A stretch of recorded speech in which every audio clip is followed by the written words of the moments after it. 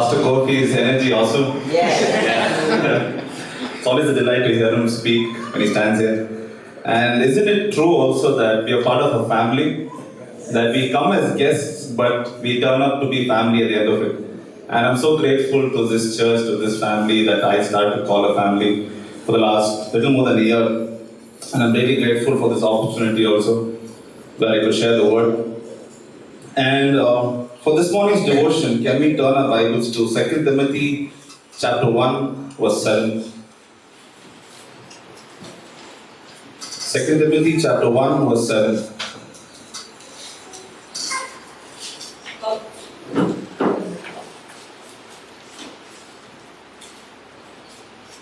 I'll read it for us. For the Spirit God gave us does not make us timid, but gives us power, love, and self-discipline. I'll read that again. For the Spirit God gave us does not make us timid, but gives us power, love, and self-discipline. This morning I would like to talk about the kind of spirit that God has given us. You know, the last words of a dying person often have a significant mark on those who are either listening or reading to it. And 2 Timothy is such a letter. And 2 Timothy is probably the last of Apostle Paul's writings before his death. This was written from a Roman imprisonment, and the Apostle Paul knew that things were not looking good for him. He was in prison earlier, even those times he was free, but this time he knew that it was probably the time for his farewell. The time was coming to an end. Interestingly, Paul could have written to other people, but we do not have a record of what are the writings he has. But as far as our knowledge is concerned, in the Bible, we know that 2 Timothy is probably the last writing that Paul has written. And interestingly, someone who is facing execution, someone whose death is so imminent and impending, why did he choose to write to Timothy? We had many colleagues. If you look at the Old New Testament and Paul's writings, you'll come to at least a minimum of 40 people who Paul worked with.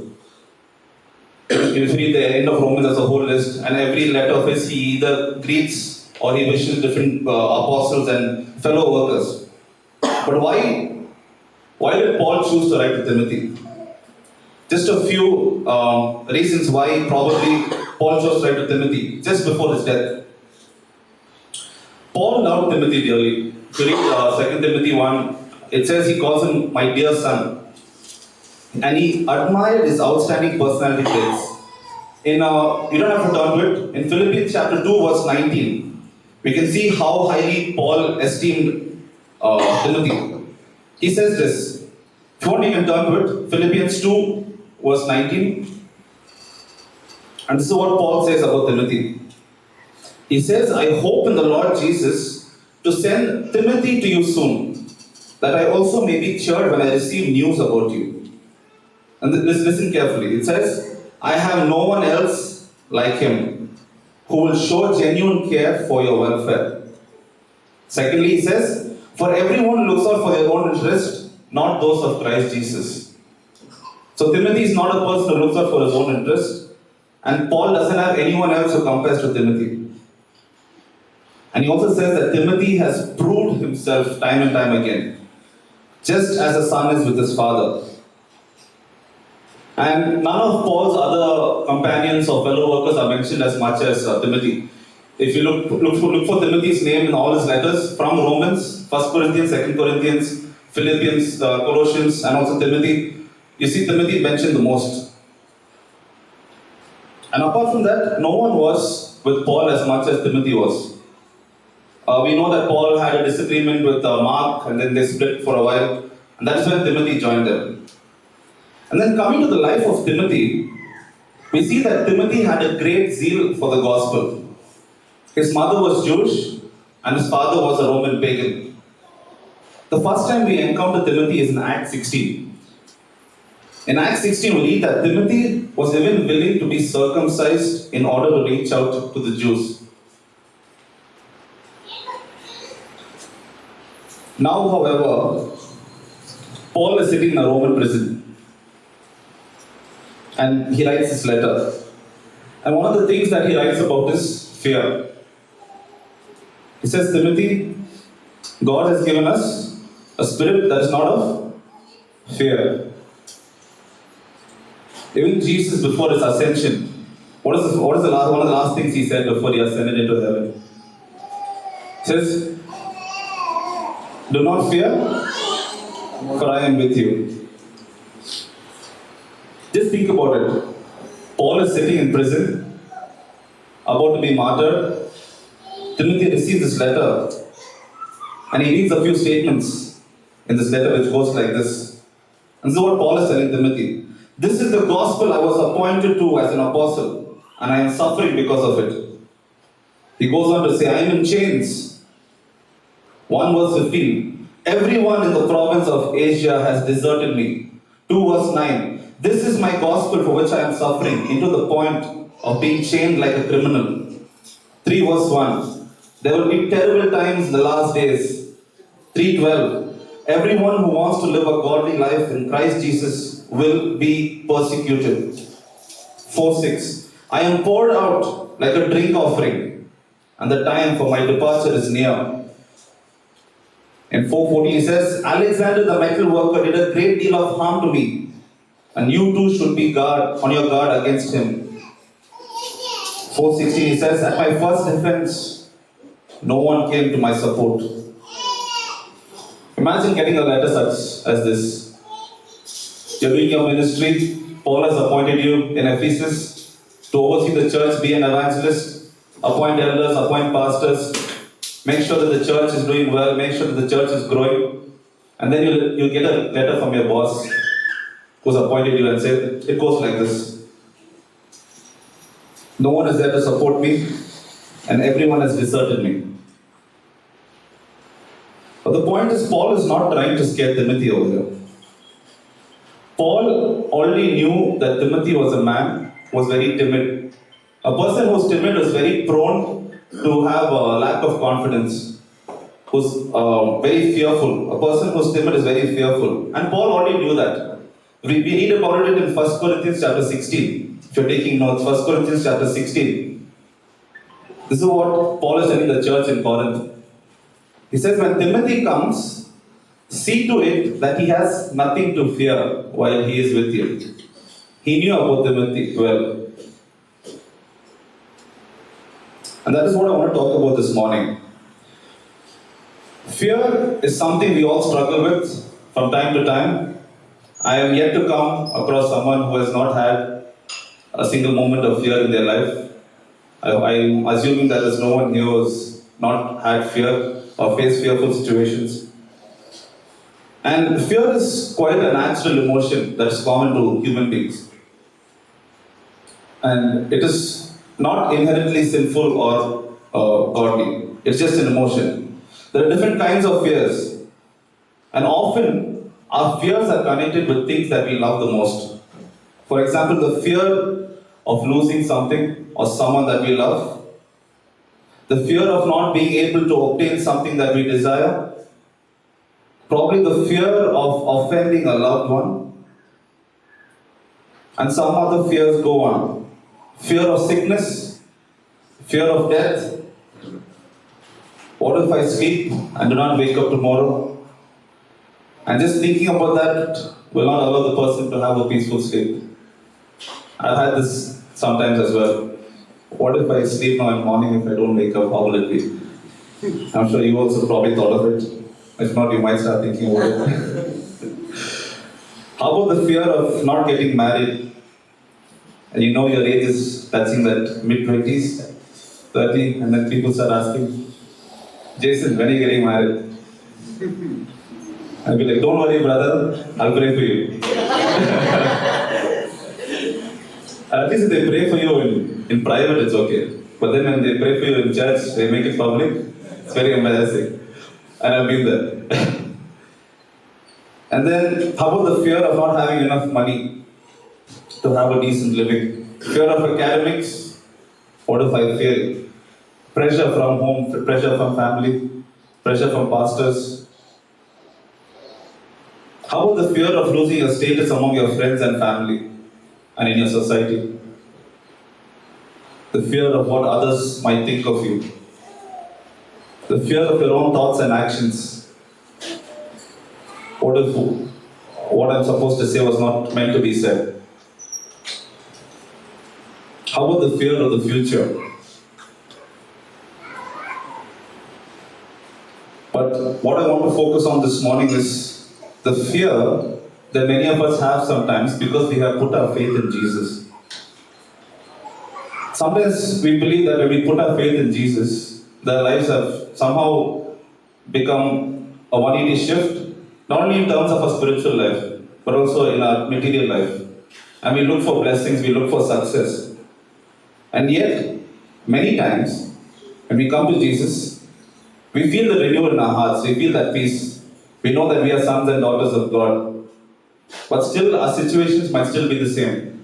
We still struggle with finances, we still struggle in our relationships, we struggle with sin, we struggle to live a godly life, probably even barrenness in our marriages, lack of promotion at the workplace, and again failure in studies, and also seeing persecution around. You know that 2008 was a difficult time, especially in places like Odisha and Bangalore, and we started to question, is all this really worth it? Is following Christ really worth it? You begin to think about this. And then you probably have come across this nice photo on social media which talks about fear. And it says, the phrase do not be afraid is written in the Bible how many times? 365 times.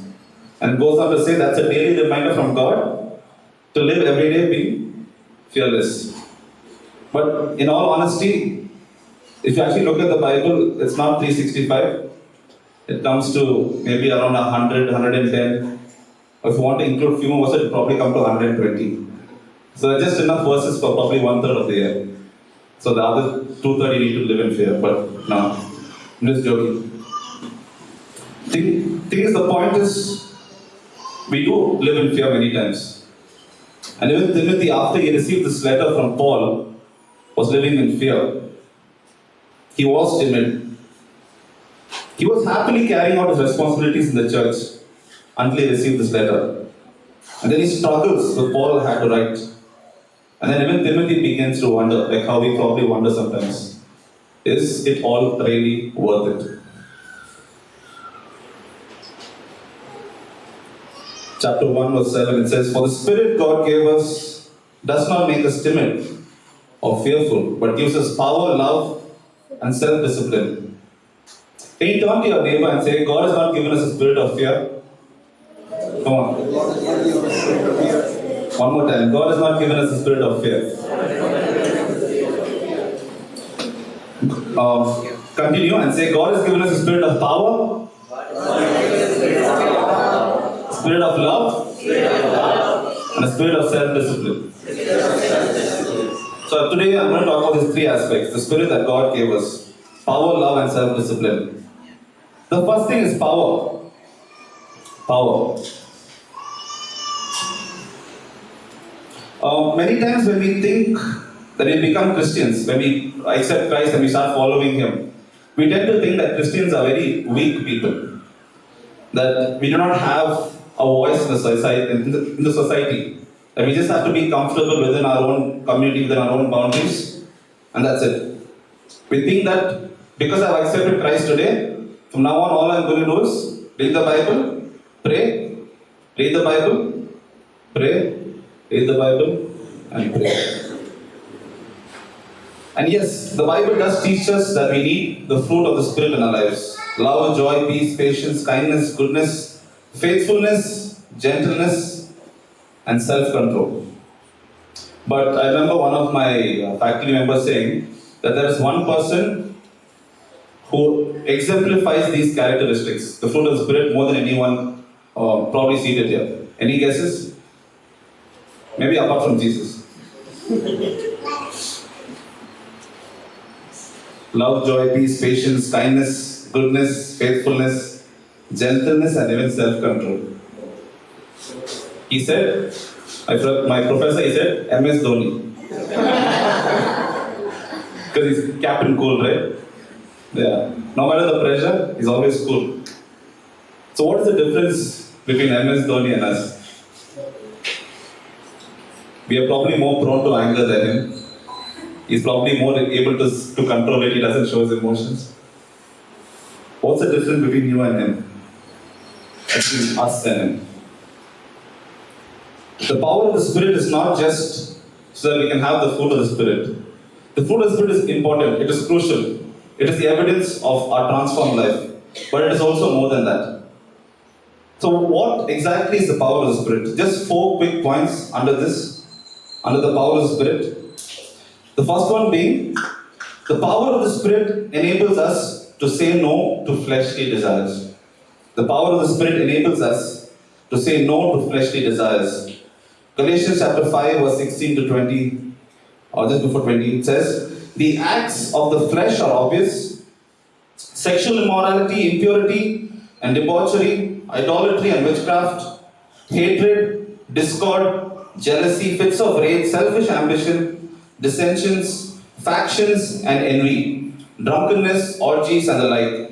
I warn you, as I did before, that those who live like this will not inherit the kingdom of God. You know, many times when we become a Christian, we only start to focus on things that we are not supposed to do. When you wake up in the morning, we feel, okay, I'm not going to do this sin, I'm not going to do that sin. And that's the only thing that we think about the whole day. Rather than focusing our minds on the things that we are meant to be doing. Did you have your devotion this morning? Did you pray? Did you ask the Holy Spirit to enable you to live a life that will be pleasing to Him? The power of the Spirit, it enables us to say no to the fleshly desires, as mentioned in Galatians 5. Secondly, the power of the Spirit enables us to be witnesses of Jesus. Acts 1:8. But you will receive power when the Holy Spirit comes on you, and you will be my witnesses in Jerusalem, and in all Judea and Samaria and to the ends of the earth. You know, for a long time, I grew up in the church. My parents are believers. My dad was the head of the Sunday school while I was growing up. And so, as born in a Christian home, I knew about Jesus from a very young age. But my friends in school and college didn't really know that I was a Christian, because I would never share my faith, because Christ had not yet transformed me. I just assumed that just because I was born in a Christian family that I'm going to heaven and I'm saved and all that. But I really hadn't accepted Jesus, and it was only much later, after college, that I really accepted Christ. And then, once Christ transforms your life, you can't keep quiet. You will begin to speak. And for example, say you saw a movie recently, and it really impacted you, you were blown away with it. And the only thing that you can talk about for the next few days is that movie. Anything that you do, maybe you're having lunch with your colleagues, you will like, hey, did you watch that movie?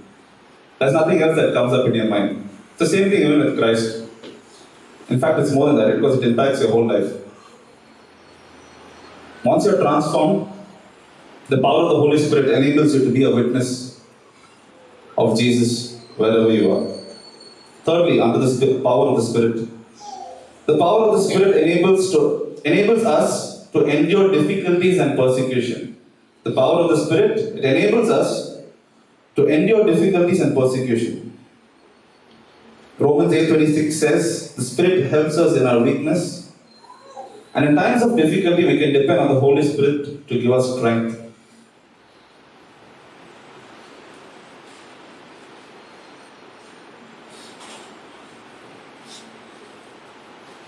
As Christians, we do face difficulties in our life. We do pray and ask God to take away those difficulties, whether it be sickness, financial trouble, because God is the ultimate source of everything. But the point is, sometimes God doesn't always take it away, but He promises that He will always be with us. Jesus said, I will send a helper who will be with you, just like I was with you.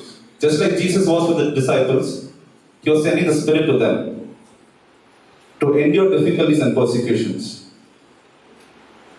Let us make it a daily habit of our lives to pray and ask God for power to endure difficulties.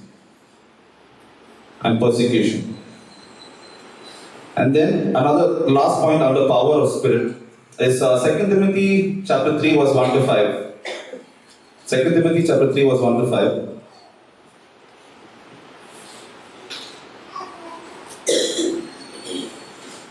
This is what Paul says to Timothy. But mark this, there will be terrible times in the last days. People will be lovers of themselves, lovers of money, boastful, proud, abusive, disobedient to their parents, ungrateful, unholy, without love, unforgiving, slanderous, without self-control, brutal, not lovers of the good, treacherous, rash, conceited, lovers of pleasure rather than lovers of God. And this is what is important in verse 5. Having a form of godliness, but denying its power. Having a form of godliness, but denying its power. The form of godliness, just an outward appearance of godliness.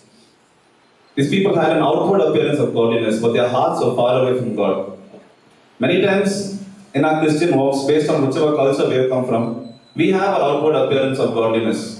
Probably for you, it's probably a culture where they do not have beards to show that they are more godly. Or you probably wear a white shirt as a sign of godliness. Or you probably give your tithes regularly, but your hearts are far away from God. The best example of this is from the life of Ananias and Sapphira, Acts 5. We know the story well. We know the story quite well. It said, shall we turn to that? Acts 5.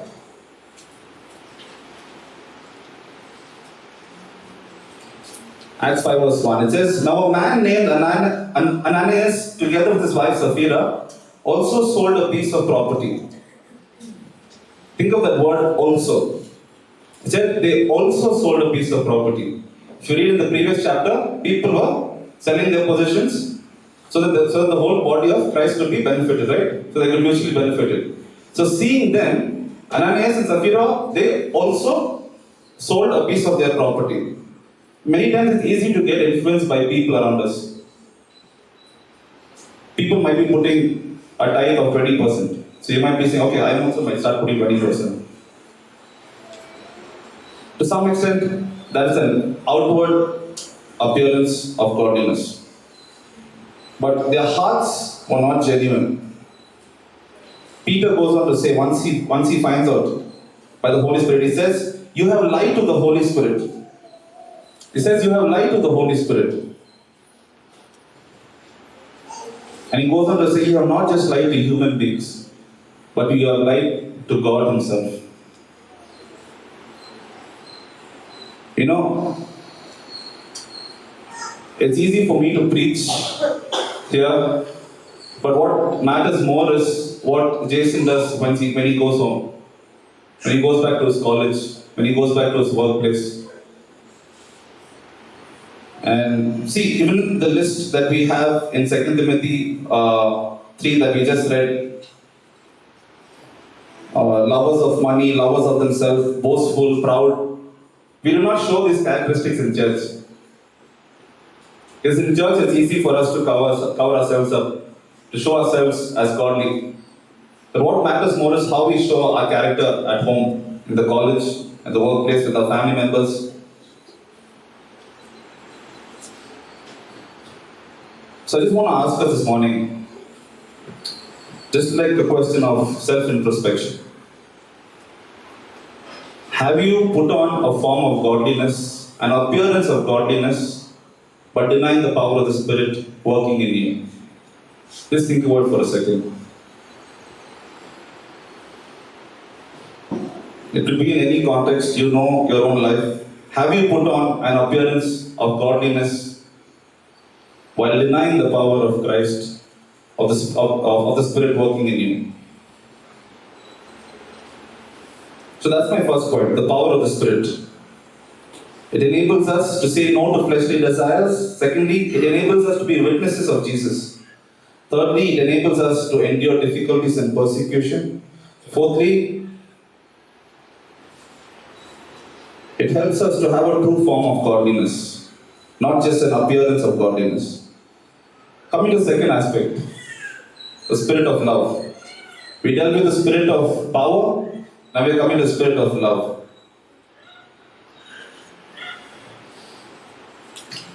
We all know the story of the Good Samaritan, don't we? Do we? Yeah. And so, what does the expert in the law come and ask Jesus? What is the ultimate question before Jesus tells the story? What is it? Who is my neighbor? So Jesus tells him the greatest commandment: love the Lord your God with all your soul, with all your strength, with all your mind, and love your neighbor as yourself. So the expert in the law asks, "Who is my neighbor?" And then Jesus goes on to tell the parable. And Jesus' point is not the question should not be who is my neighbor. But in verse 36 of Luke 10, Jesus says, "Who are you a neighbor to?" It's easy to look around and say, okay, this person, he's my neighbor. She, maybe, he's my neighbor. He, no, he's not my neighbor. It's easy to say, look at people and say that. But the point is, who are you a neighbor to? Suppose you see a person you call an enemy. Suppose you just had an argument, or probably you even hate the person. And you see that person struggling in a difficult situation. Are you, as a follower of Christ, who has been transformed by His power, able to be a neighbor to that person and encourage and build up that person in time of difficulty? So it is not who is my neighbor, it is who are you a neighbor to? The power of the spirit of love. And Jesus says, go and do likewise. Paul writes in 1 Corinthians chapter 13, he says, if I speak in the tongues of men or of angels but do not have love, I am only a resounding gong or a clanging cymbal. If I have the gift of prophecy and can fathom all mysteries and all knowledge, and if I have faith that can move mountains but do not have love, I am nothing. If I give all I possess to the poor and give over my body to hardship that I may boast but do not have love, I gain nothing. For a long time, I used to do a lot of things in church, be involved in a lot of ministries, Sunday school. I've shared this before also. Like, pretty much gave my whole time, my weekends to the church and all the ministries that took place. And I thought that somehow through these things that God was pleased with me. But in my heart, I was not doing it genuinely out of a love for God and love for His people. It says, if I give all I possess to the poor, or even give my body to hardship, but I do not have love, I gain nothing. He goes on to say, love is patient, love is kind. It does not envy, it does not boast. It is not proud. It does not dishonor others. It is not self-seeking. It is not easily angered. It keeps no record of wrongs. Love does not delight in evil, but rejoices with the truth. It always protects, always trusts, always hopes, and always perseveres. Are these characteristics that you and I show in our love towards one another? Primarily in the church and then to our neighbors wherever we are. It says love is patient. Are we patient? It says, are you kind? It says it is not proud, it does not dishonor others, it is not self-seeking. It does not easily anger. Another thing I want to make a note of is, it's easy to love Christians. It's easy to invite a fellow brother, sister or family in the church to our homes. And then you invite them, they come, and then a few weeks later then they invite you, then you go there. And then it's a wonderful thing. Please do that. Please continue. It's wonderful to have fellowship with one another. But what about people who you do not consider as people who you love? Your enemies. That person who you just ignore when you walk by them, probably in the office. Think about that person as well.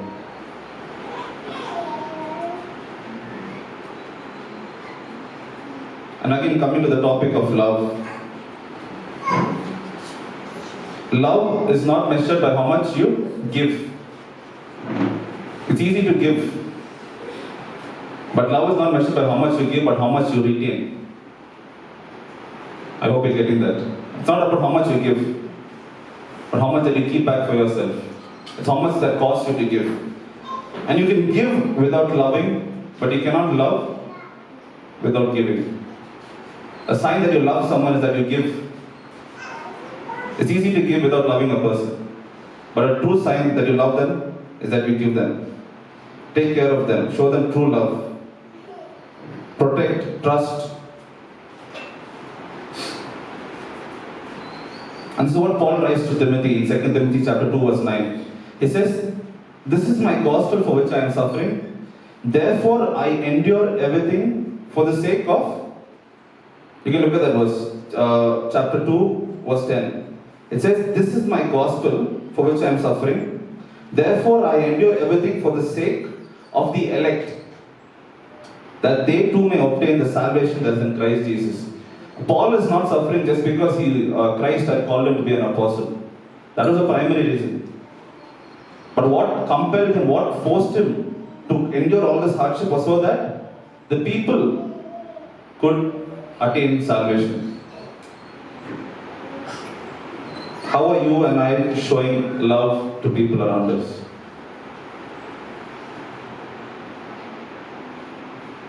He also goes on to say in chapter 2 verse 23, he says, "Don't have anything to do with foolish and stupid arguments."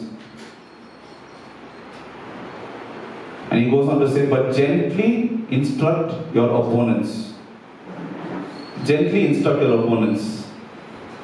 It's easy for us to show love to our brothers and sisters in church, but it's also easy for us to make a slander page on Facebook or a channel on YouTube and put another church or another pastor or any other believer down. It's easy for us to do that. But again, Paul goes on to say that the end goal is not to put other people down. Probably they have gone away from the faith. Probably they are not from your faith as well. But the end goal is that those who are ignorant will be granted repentance from God, which is leading them to a knowledge of truth.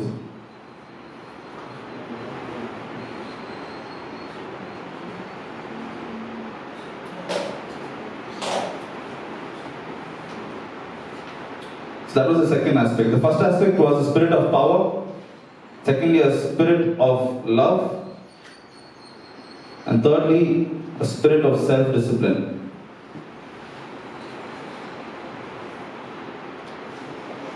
You know, self-discipline, it helps us to make right choices in life. And these choices, they help us to live godly lives. Lives that please God. Disciplined lives. And self-discipline helps us to go to the level that God is expecting of us. So firstly, self-discipline, it prepares us. Self-discipline prepares us. Luke 16 verse 10. It says, "Whoever can be trusted with very little can also be trusted with much. And whoever is dishonest with very little will also be dishonored with much." And one of the ways that God entrusts more authority and more responsibility to us is when we are faithful in little things. When we have the discipline and the focus to be faithful in the little things that God has placed in our hands. And when we are honest with what we have already been given, God will advance us to bigger things and bigger responsibilities. And being honest and faithful, it requires self-discipline.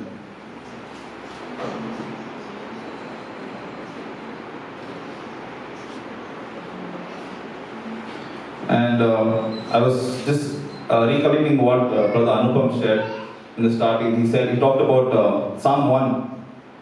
And a person without self-discipline is the opposite of the person in Psalm 1. Can we turn our Bibles there?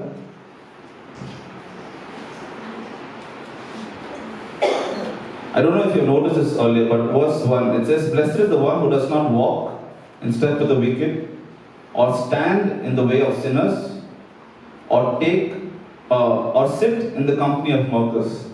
Three things. Walk, stand, and then sit. So one day this person is walking, he sees a group of people. They're probably scheming, they're conniving, they're having a counsel, the wicked.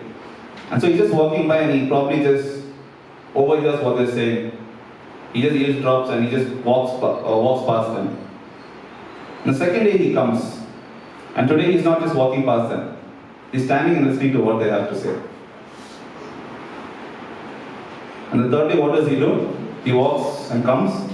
He's not just standing there, but he's also sitting with them. A person without self-discipline, a person without that self-discipline will end up like this person who is the opposite of a blessed person in Psalm 1. Secondly, under self-discipline, Proverbs 13 verse 4, it says, a sluggard's appetite is never filled, but the desires of the diligent are fully satisfied. But we all get negative thoughts every day. I'm sure we all have some sort of negative thoughts, probably in terms of our appearance, in our relationships. Maybe things are not going the way you had planned. And we are attacked by these thoughts every day. And these sort of thoughts keep us from being fruitful and productive. Not only in terms of ministry or in the kingdom of God, but even in our lives in general. But the thing is, when we start to have the right thoughts, when we start to have godly thoughts, we have the confidence to make good choices in our lives. And once we start making these good choices based on the self-discipline that we have, the self-discipline to have our devotions consistently, the self-discipline to have a disciplined prayer life, only then can we see God working in us. And when we work with a God-pleasing attitude, God makes things prosper in our lives. I'm just not talking about our material benefits, material blessings that we see, but in every aspect.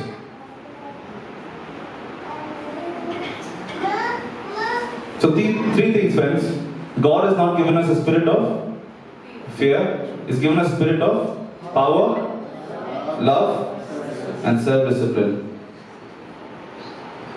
Don't let fear cheat you out of the plans that God has for your lives. God has stated us with a plan in mind, and many times our fears hold us back from getting into that plan that God has for us. God is bigger than any fear that you have. He's bigger than anything that you worry about. The truth is, not everything works out well in this life. That is true. And it's also evident from the life of Paul. He was beaten, he was shipwrecked, he was martyred ultimately. Not everything turns out well. But in 2 Timothy chapter 4, Paul is sure of this. 2 Timothy chapter 4, verse 16.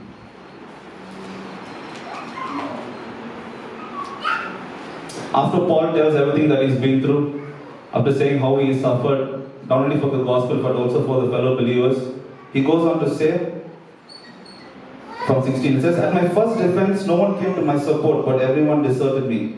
May it not be held against them. This is what's important. It says, but the Lord stood at my side and gave me strength, so that through me the message might be fully proclaimed and all the Gentiles might hear it. And I was delivered from the lion's mouth. He goes on to say, the Lord will rescue me from every evil attack and will bring me safely to his heavenly kingdom.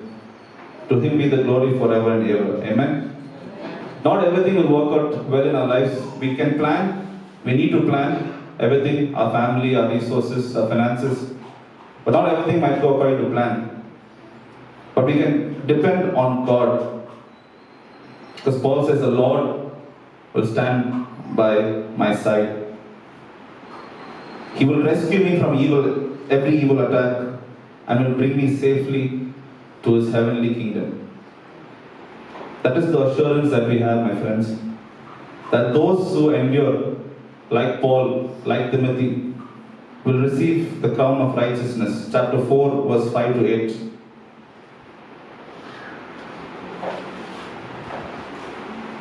This is what Paul encourages Timothy with. He says, but you keep your head in all situations, endure hardships, do the work of an evangelist, discharge all the duties of a ministry. For I am already being poured out like a drink offering, and the time for my departure is near. He says, I have fought the good fight, I have finished the race, I have kept the faith. Now there is in store for me the crown of righteousness, which the Lord, the righteous judge, will award to me on that day. And not only to me, but also to all those who have longed for his appearing. I believe this morning we are a body of Christ who is longing for his appearing. That is why we gather every week, so that we can be encouraged until the Lord comes. And Paul says this crown of righteousness is not only meant for Paul, but for everyone who longs for Christ's appearance.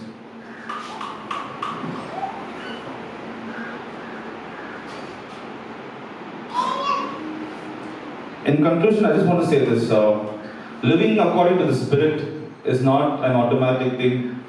It's not something that happens overnight when you accept Christ and then when you are filled with the Spirit. It takes discipline. It's a choice that we have to make every single day. That's why Paul says to Timothy in chapter 1 verse 6, he says, fan into flame the gift of God. You have been given the gift of God, but you need to take that impetus to fan into flame whatever God has placed in your hands. And may God enable us by His Spirit to be people who are filled with the spirit of power, love, and self-discipline. Shall we pray?